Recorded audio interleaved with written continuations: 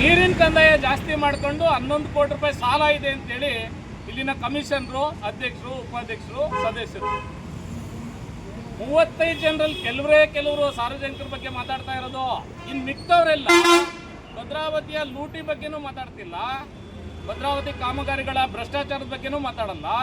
ಕನಿಷ್ಠ 120-180 ಆಗಿರ್ತಕ್ಕಂಥ ನೀರಿನ ಬಗ್ಗೆ ಮಾತಾಡಲ್ಲ ಅಂದರೆ ನೀವು ಯಾವ ಕಾರಣಕ್ಕೆ ಗೆದ್ದಿದ್ದೀರಿ ಕೌನ್ಸಿಲರ್ ಆಗಿ? ನಾ ಎಲ್ಲರನ್ನೂ ಕೇಳ್ತಾ ಇದ್ದೀನಿ, ಅದು ಅಧ್ಯಕ್ಷರು, ಉಪಾಧ್ಯಕ್ಷರು, ಸದಸ್ಯರು 35 ಜನರು, ಅದ್ರ ಜೊತೆಗೆ ನಾಮಿನೇಟ್ ಕೌನ್ಸಿಲರು ಬೇರೆ. ಇಷ್ಟೆಲ್ಲ ನಡೀತಾ ಇದ್ರು ಕ್ಷೇತ್ರದ ಶಾಸಕರು PK ಸಂಗಮೇಶ್ ಅವರೇ, ನೀವ್ಯಾಕೆ ಮೌನ ವಹಿಸಿದಿರಿ?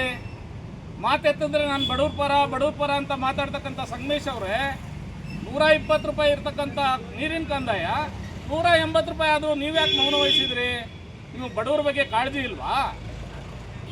ಚುನಾವಣೆಯಲ್ಲಿ ಹೇಳ್ತಾ ಇದ್ರಿ ಬಡವ್ರ ಬಗ್ಗೆ ನಾನು ಏನು ಬಂದರೂ ಹೋರಾಟ ಮಾಡ್ತೀನಿ ಅಂತೇಳಿ.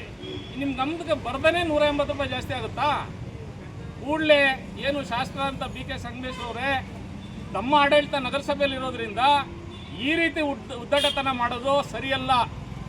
ಇಲ್ಲಿನ ನಗರಸಭಾ ಕಮಿಷನರ್ ಇರ್ಬೋದು ಅಥವಾ ಅಧಿಕಾರಿಗಳಿರ್ಬೋದು, ಹಾಗೆಯೇ ಚುನಾಯಿತ ಪ್ರತಿನಿಧಿಗಳನ್ನ ತಾವು ಕೂರಿಸ್ಕೊಂಡು 120 ರೂಪಾಯಿ ಇರತಕ್ಕಂಥ ಒಂದು 20 ರೂಪಾಯಿ ಜಾಸ್ತಿ ಮಾಡಿ 180 ರೂಪಾಯಿ ಒಂದು ಮನೆಗೆ ಅಂದರೆ ಇಡೀ ಭದ್ರಾವತಿಯಲ್ಲಿ ಏನು ಅಂದ್ಕೊಂಡಿದ್ದೀರಾ?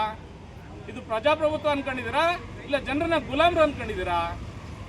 ನಾ ಎಚ್ಚರಿಕೆ ಕೊಡ್ತಾ ಇದ್ದೀನಿ, ತಾವು ಏನಾದ್ರು ಒಂದು ವಾರದೊಳಗೆ ಕಡಿಮೆ ಮಾಡ್ತಾ ಇದ್ರೆ ನಗರಸಭೆ ಮುಂದೆ ಮಾನವ ಹಕ್ಕುಗಳ ಹೋರಾಟ ಸಮಿತಿಯಿಂದ ಸಾರ್ವಜನಿಕ ಕರ್ಕೊಂಡು ಉಗ್ರವಾದ ಪ್ರತಿಭಟನೆ ಮಾಡ್ತೇವೆ.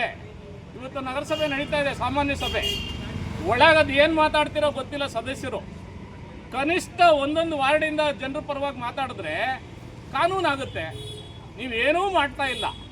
ಭ್ರಷ್ಟ ಕಾಮಗಾರಿಗಳು ನಡೀತಾ ಇದೆ, ಕೇಳಲ್ಲ. ಲೂಟಿ ಆಗ್ತಾ ಇದೆ, ಕೇಳಲ್ಲ. ಕನಿಷ್ಠ ಕುಡಿಯೋ ನೀರಿಂದಾರು ಕೇಳೋ ಮಾರ್ಯ.